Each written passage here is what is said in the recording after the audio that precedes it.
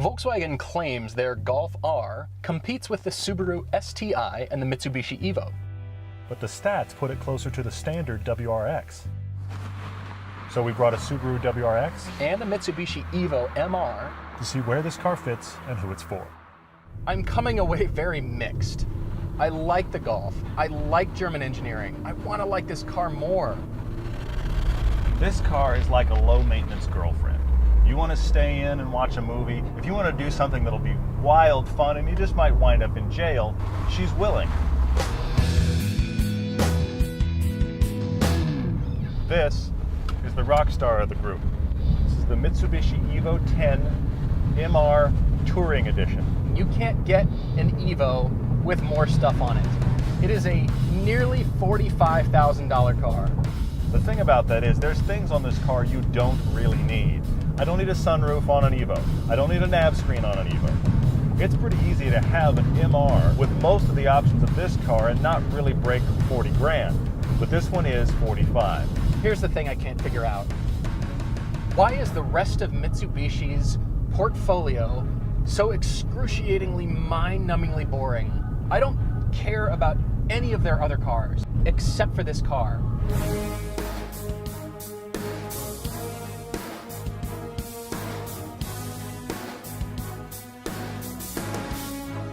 Now, after having lived with this design for a number of years, I think it's aged pretty well. It still feels fresh. This has a bit of a reptilian look about it, though. It's like the world's angriest lizard.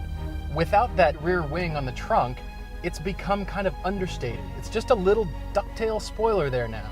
This MR version kind of looks like you took a really angry reptile and stuffed it in a suit. It's still one pissed off lizard. The interior is where this car shows its economy car breeding. Frankly, your money didn't come in here. If you're driving this car, you're not gonna care. I get that. That is not the point of the car, but for $45,000, there's a lot of other cars that have much better interiors. The Evo comes stock with some of the best seats you can buy. They're like cup holders for your body. You're just kind of plopped down into them. You're not gonna shake at all. But I wish Mitsubishi spent a little more time on the driving position. I wish the wheel telescoped. With a telescoping wheel, I'm certain I could get perfectly comfortable and in the driving position that I like. Without it, I'm always 80% there. Thank God for the seats, the steering wheel, the paddles, the things you interact with, all feel very high-end.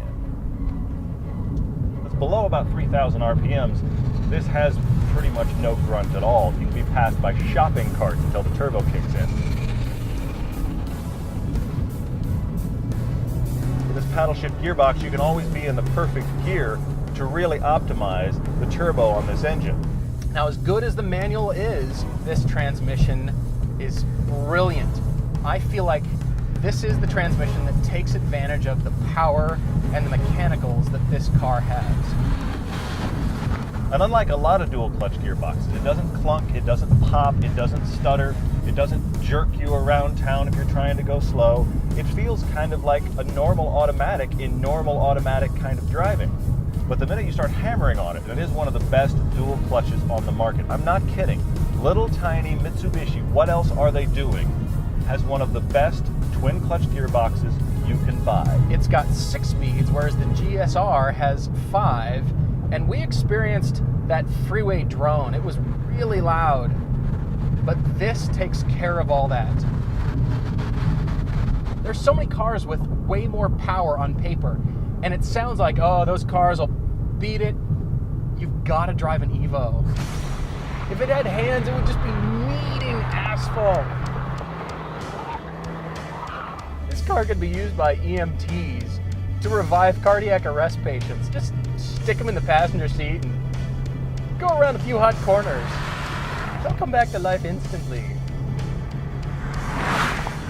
It tells you you're supposed to drive differently than you're used to. The minute you put your foot back in it mid-corner, it scrambles, it claws at the pavement for grip. And you realize this car drives better if I just don't even bother to brake. All the understeer goes away, and if you're actually on the gas, you can do a 4-wheel drift coming around a tight bend. It doesn't do any of that if you're not on the gas. When I do brake, I brake about half as much as I normally would in a car, because it's just about setting up the chassis so you can give it more power. think you're out of control? You're not. Just add power. This Evolution can send power to any one of the four wheels, forward, back, side to side. This car thinks about what you're trying to do and helps you achieve it, just like the Nissan GT-R. It doesn't make you feel as if it's intruding, like a Catholic school teacher with a ruler about to smack my hand. This feels lighter and more involved in what I want to do than in the GT-R, which just consistently blows my mind but leaves me a little cold. In the Evo, it feels like you're the world's greatest rock star and you have a perfect roadie that's always by your side, making sure you're your best. There's so much information coming up through your fingertips. It's like you're emailing and texting and tweeting and Facebooking and surfing the internet and watching TV all at the very same time.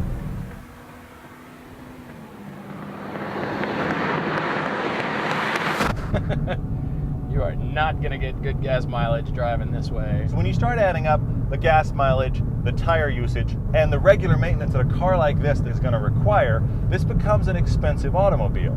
But who cares? It does seem like people have forgotten about how good this car is.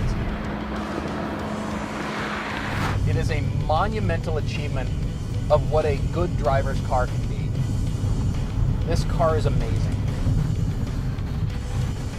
The Evo is like you're dating a supermodel. You can't believe how good your life is. You can't believe how people keep staring. But my God, it's high maintenance. This car will turn you into an addict. If you find me on a street corner somewhere mumbling something about turbos and Mitsubishi, just please stick me in this car. I will be instantly cured. Every time I'm in this car, it speaks to me. It's like we were built and hardwired to work together. It's brilliant. This is the only way I would set this car up. Sure, there's a few options you could knock off. I don't need a 40 gig hard drive, and you could knock down some other things, but this is how I would spec this car, but not for 45 grand. I just love the handling. I love the seats.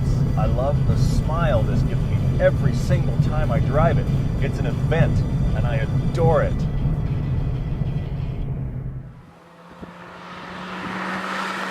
This Golf Sure is. R starts a discussion I was not expecting, and that's it. Affordable, everyday driver cars that are all-wheel drive and they're sports cars. That's, I feel like, the question it begins to ask. This car let me down today. Really? I am shocked to say, because here I'm thinking the German car, I will Yeah. love it, Yeah? and I don't. Oh, it's the GTI I hoped for. It's the GTI I want to drive. But you're still comparing it to a GTI. It You're should be right. a chasm between. You're right. So I ended up liking the Subaru better for the price. So you're picking the Subi? I'm picking the Subi because this one needs to do more or cost less. Yeah? I love the Evo, but it's 45 grand. Yeah, I would not spec it like that. It's too Oh much my money. gosh. It's too much money. It's too much Absolutely. money. This is the one that you were shocked that you got so much for 30 grand. Yeah. This is my third. I hate to say it, Well, I But- hate to say it even more than you do. but up against this competition, it's 3, 2, and a huge one for me. Yeah. I don't need a sunroof.